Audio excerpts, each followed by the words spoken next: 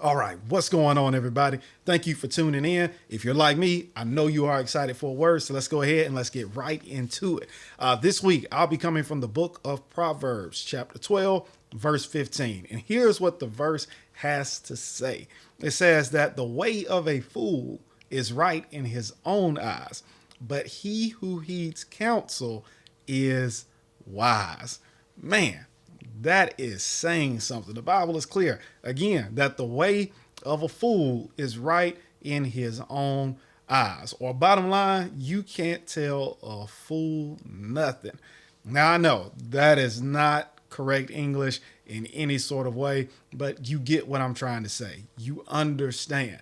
A fool is right in his own eyes. You cannot correct a fool. Or, bottom line, what I want to deal with this week is that fools do not make necessary changes. That's right. A fool will not make necessary adjustments.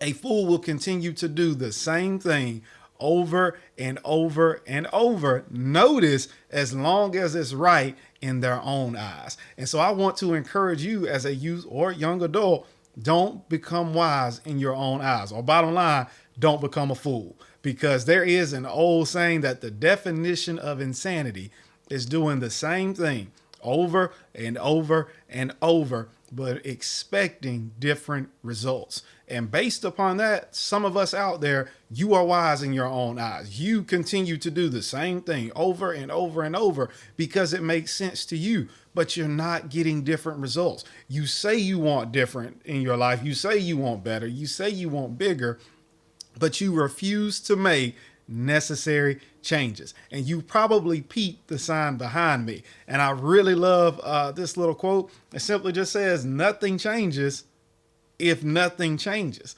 But I really want you to let that sit in because, again, to a fool, this isn't going to make sense. A fool will feel like I can continue to do the same thing, but I'm going to end up getting different results. But if you are a wise young person, you know that makes no sense. If you do not change something, then you're going to come up with the exact same result. It's going to turn out the exact same way because, again, nothing changes if nothing changes. And so this is what I want to encourage you. If you truly want change in your life, if you truly want bigger, if you truly want better, if you truly want to see some things happen and for God to start making moves on your behalf so blessings will continue to rain down not only on you, but your family, your loved ones, then there are some changes that we have to make.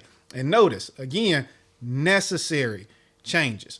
We don't want to make changes that are right in our own eyes because according to the scripture, that's what makes us a fool. We will only be doing it because it's right to us. But instead, we need to take that wise counsel that the Bible speaks of, the counsel that comes from godly parents, the counsel that comes from a godly and bona fide man or woman of God who is speaking into your life, whether that be directly or indirectly across the pulpit or from the podium. You need to take heed to that and then make necessary changes. And when I say necessary changes, I want you to know that sometimes this is practical. It could be as simple as making your bed in the morning. It could be as simple as studying for 10 to 15 minutes a day. Whatever you seek God and he gives to you about the changes you need to make those changes.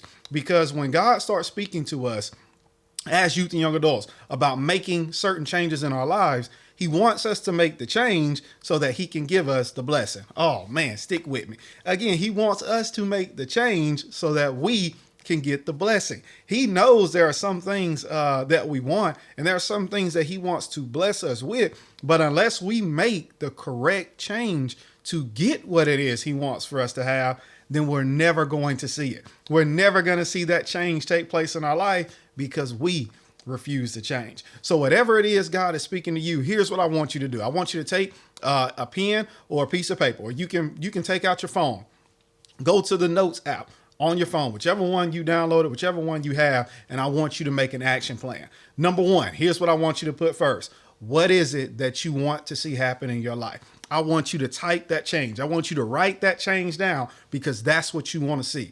That's what you say God has for you. So write it down. Make that vision plain. The second thing I want you to do is to write down the changes that God says that you need to make. What are those changes? Whatever they may be, write them down. Hold yourself accountable. Put them on paper. Put it in your phone. Don't delete it. Don't change it. Don't alter it. Make sure that you know the changes that you need to make. And then finally, I want you to create an action plan.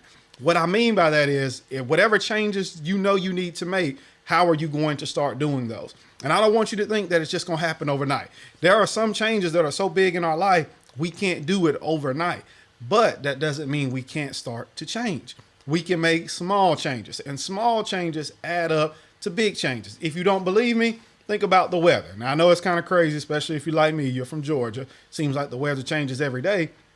But when it comes to seasons, you don't just jump from summer where it's 90 degrees to winter to where it's in the 30s and the 40s. That just doesn't happen. There are small changes that happen over time that lead you from one season to the next. Well, that's what you need to do in your life. If you want to go from the season you're in and go into the season of bigger and better, you need to start making those small changes. So whatever that may be, write it down and hold yourself accountable. Start to do it.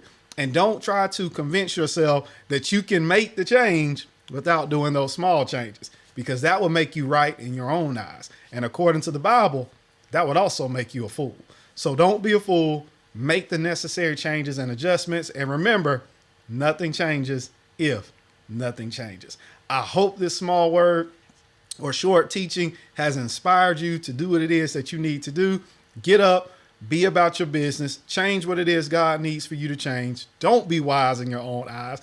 Don't be a fool, because you were chosen to conquer this part of your life. And a chosen conqueror cannot be a fool. So make sure you go out and you conquer the world.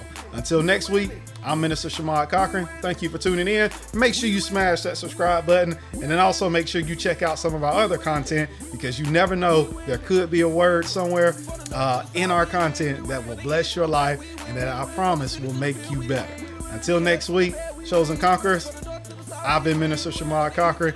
You guys have been great for staying tuned with me, and I hope this word blesses.